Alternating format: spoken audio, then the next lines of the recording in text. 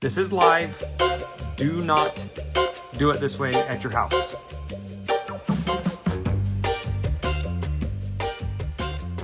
Hey guys, and welcome to today's task. For today's task, we are working on a project that I started 6 months ago. 6 months ago, I bought my wife, for her birthday, a crepe maker. Now, I wanted a commercial grade because I wanted it to last, and I wanted it to be able to produce a lot of crepes because there are 6 of us. And when we have guests over, there will be more than 6 of us, and we want to eat crepes when they're hot and yummy. So I wanted a cool machine for her. I thought it was really fun.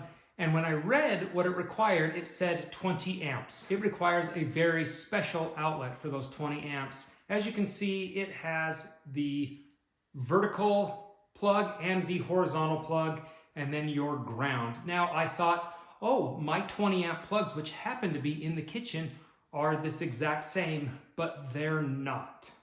They're actually opposite.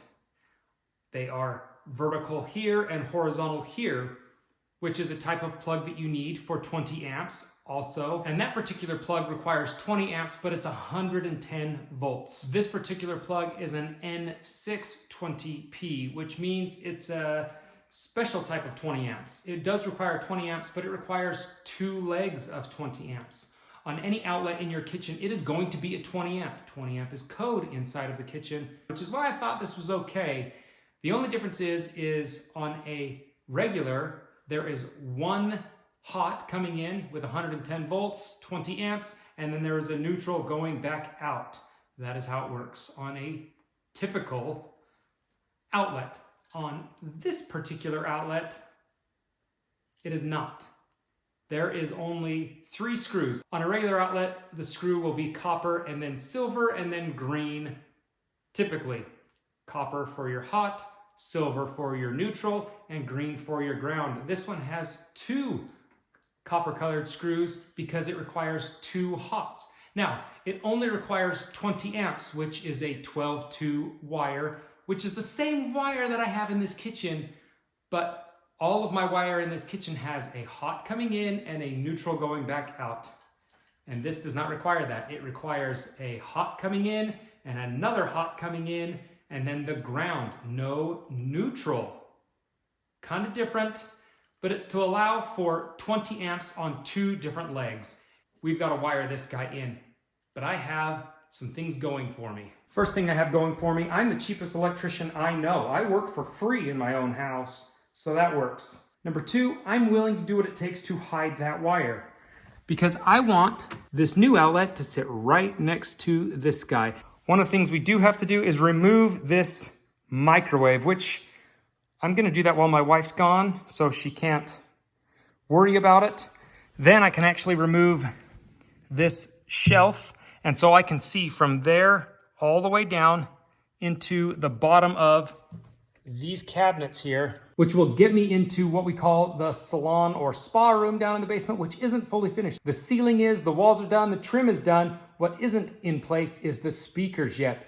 And because I have those giant holes in the ceiling, I can get from the ceiling right below me all the way over to the mechanical room, which is below the mudroom over here. So before my wife gets home and for Mother's Day this weekend, I am getting this hooked up so we can make some crepes so that I can actually give her her full birthday present 6 months later and call it Mother's Day. I feel like that's 2 birds with 1 stone. I'm for that. The place I want to start first is right here. I don't need to do anything to this outlet, but I do want to level my new outlet off of this one. So what I would like to do is take this cover plate off, show my box. Okay, these are not quite the exact same box, but that's okay. All boxes or all junction boxes for outlets have the exact same hole placement. So this overall may be different, but these hole placements are the exact same. So that's what we're gonna work off of, is lining up this and this guy with this guy and this guy. I think that will take care of things. The level right there, and we're gonna make a line. This is a rough outline because we're gonna cut it just a little bit big, give us a little bit of wiggle room to straighten things out with. And as long as we stay within our covered space, we should be just fine. I think that's how you do it. That feels correct.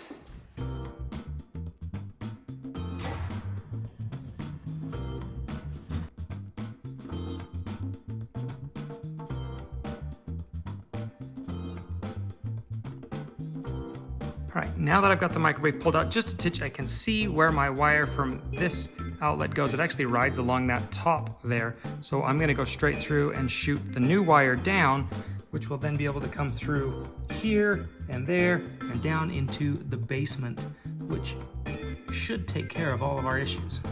So the best tool for the job is your oscillating saw.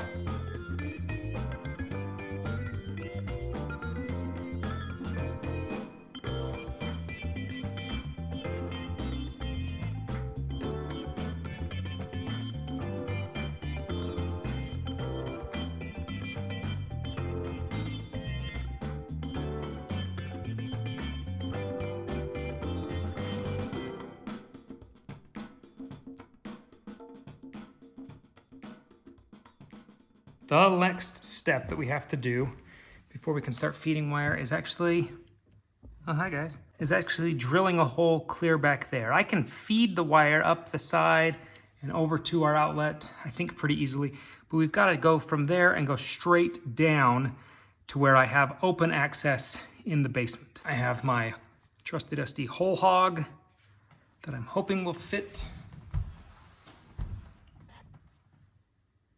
I was afraid of that. Maybe I can start at an angle and it'll be okay. We're gonna crawl back in there and there's not room for the two of us. So you'll see me on the other side, I hope. So I'm gonna start trying to feed here. This is all open, so I wanna use this area to feed, and then the last few feet I'll just poke back up through. That way I'm not pulling through there, pulling through here, and pulling through that many holes. It just makes more sense to feed the bulk of it through and down to the mechanical, and then the last few feet finagle back up. I've had to take my hat off because I've had to stick my head up in that speaker hole and in here a million times, so the hat just had to come off for right now. So the yawny hair is what you're getting. I have to re-drill the hole. What we've got going on is the hole is drilled through, but it's going kind of at an angle like that because that's how the drill could come in. And because it's going this way and then the wire has to go back this way, it's binding on a pinch like a wedge, and it's pinching the Romex. It's not allowing me to pull it. Even if somebody's helping me push the wire, it's not allowing it. So I'm going to re-drill the hole with this guy. We're going to drill it straight down, and then I'm going to take this guy and try to drill almost back, coming at a back angle. I don't know if it's going to work, but we're going to see if we can. That way the wire is going to come this way when it's going down through the hole, not down this way to wrap back. You get what I'm saying. These speaker openings are ideal. I don't have the speakers in, but the wire is actually already ran for our entire speaker system. And if you're not familiar with what I'm talking about, I will leave the link for the speaker video down in the description for you to check out. It is probably our favorite feature of the house, but also it is provided multiple times where I've needed to get wire across from here, and it's allowed me to, which is kind of nice. I can actually pull the speakers out at any time if I want to. That is what they look like when they're in place, but 3 little screws and that entire speaker drops out, and I have that hole where I can get to and from these directions with the trusses. So if you're on the fence about a speaker system, just know a byproduct of it is ceiling access that is not always available later on. I like it. I've used it multiple times. I didn't buy it for that reason, but it's a byproduct that I've come to love the most probably. So now I've gone ahead and chased the wire back in line with the rest of our wires coming into our junction panel, and this opening right here is where we're going to put our breaker. Now that we've got the wire ran up through our hole and back and out through our new existing, we can actually put our junction box back.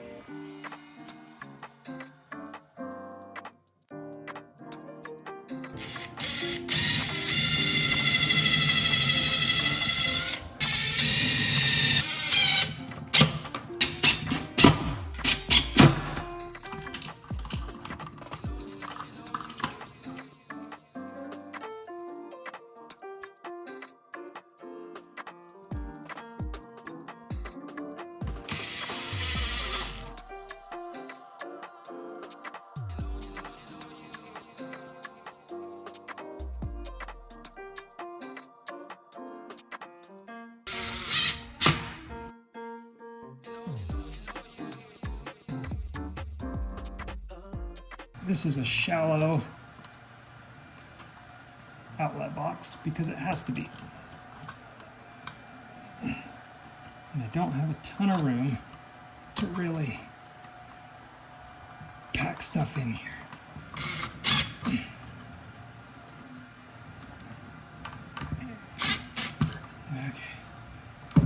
Clearly, we're going to run into some issues.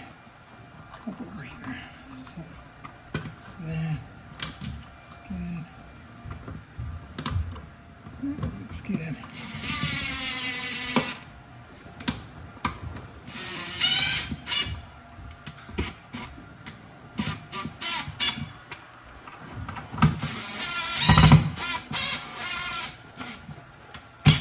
Very carefully, I'm gonna just kind of make sure these wires are back, tucked away, but we can't pinch them or hurt them. Now our outlets are good. Since we're all done with this outlet, I can put its cover plate back on, which feels really good to have two of them buttoned up.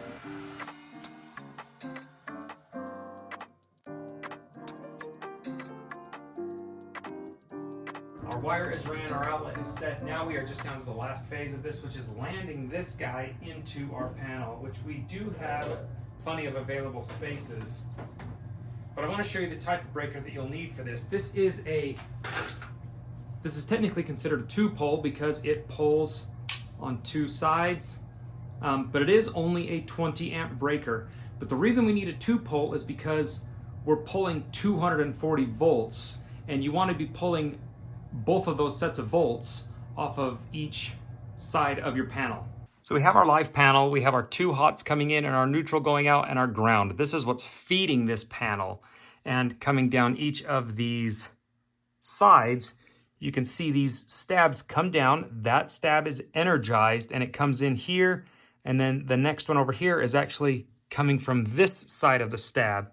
So every other breaker is being fed by opposite sides so that we're not overloading one side of our panel at all. This breaker has 2 stabs on it, which we're going to put into those 2 right there, the next 2 in line, and that way it'll pull 110 volts from this side and it'll pull 110 volts from this side, which is how we're not going to overload that. And that's how it's built, so that it can stagger everything a little bit and pull evenly. These are hot. This is live. Do not do it this way at your house. All right, I have got power again through my portable power pack and a spotlight, which works great. So just so we're clear, I did shut power off, but I do have power here, so you cannot just touch up here anywhere because that is live. So it's just dead through here now.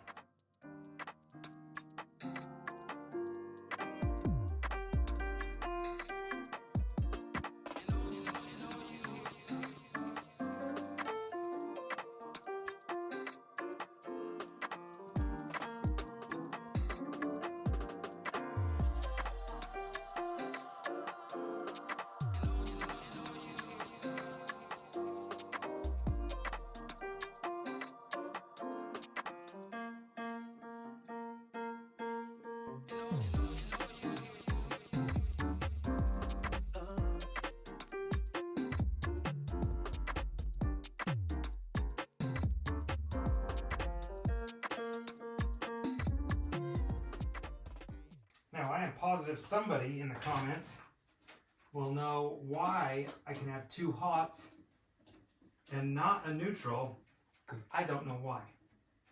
Couldn't tell you. I don't know if that makes it DC. I couldn't imagine that. But anyway, regardless. We have a ground and 2 powers, and that's all that's necessary in that outlet, which is why we were able to run 12-2 wire as opposed to 12-3, which would have 2 hots, a ground, and a neutral. We don't need that. 12-2 works, 2 hots and a ground. Don't ask me why, that's just the way it is. So now, since we are all off and things are looking good, I'm going to go ahead and just put this panel back on like this.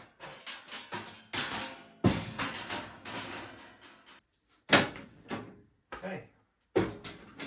All right, I'm going to leave that breaker off We can actually throw the power to the house now. So it's a little nerve-wracking. There we go. Everything's gonna reboot back up, turn back on. Remember to go turn your mice machines back on. How dumb is that? That is a big oversight on their part. Okay, so now we can actually throw the breaker to that outlet. We're gonna try it.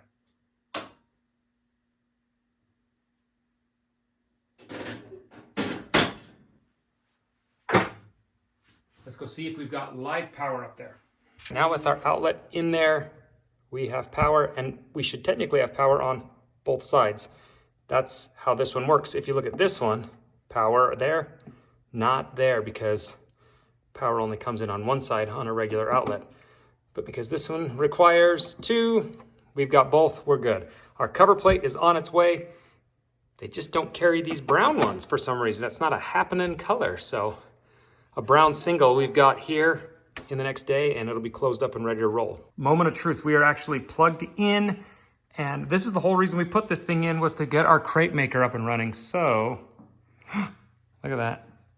We have power right there on the green. It's lit. Oh, that's amazing. All this wax you have to clear off and heat up. So that'll be the job for tonight, along with putting the dishes away. Bonnie asked that I not film and show it, but you guys are taskers. You don't care. I said you angle your camera so they couldn't see it. No, these guys are taskers. They don't care what's in the house. You guys, that is how you install an N620p outlet if you're needing one for your commercial crepe maker or whatever commercial piece of machinery you're deciding to put in your kitchen. Or also another use for those particular outlets is for like in your wood shops and things like that. If you're working on machinery, those machines carry that kind of plug typically as well. So I'm not the only person who has them in their house. Guys, if you like today's video, give it a thumbs up. If you're new to the channel, subscribe. And until next time, we'll see you guys later.